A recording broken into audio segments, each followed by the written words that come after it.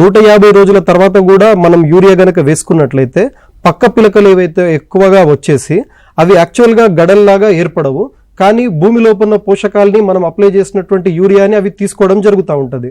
So మొక్కకు ఏ విధంగా కూడా ఉపయోగపడదు. మళ్ళీ మనం అధికంగా యూరియా వేయడం వల్ల మనకు ఆర్థికంగా కూడా ఎక్కువ ఖర్చు చేయాల్సి వస్తూ ఉంది. కాబట్టి రైతులు నత్రజని ఎరువులను సూచించిన మేరకి 120 రోజులకు ముందుగానే వేసుకోవడం అనేది ముఖ్యం. ఈ యూరియాను తక్కువ గనక వేసుకున్నట్లయితే పంట లోపల పీక పురుగు ఉధృతి అనేది ఎక్కువగా రావడం మనం గమనిస్తూ ఉన్నాం.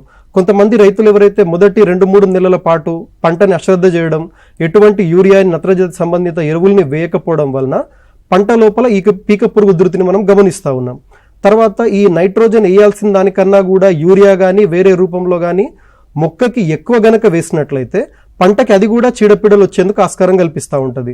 ఎక్కువ యూరియాను గనక వేసుకున్న పొలాన్ని మీరు గమనిస్తే దానిలో గడ్డి దుబ్బు తెగులు అనేది అధికంగా రావడం మనం గమనిస్తూ ఉన్నాం.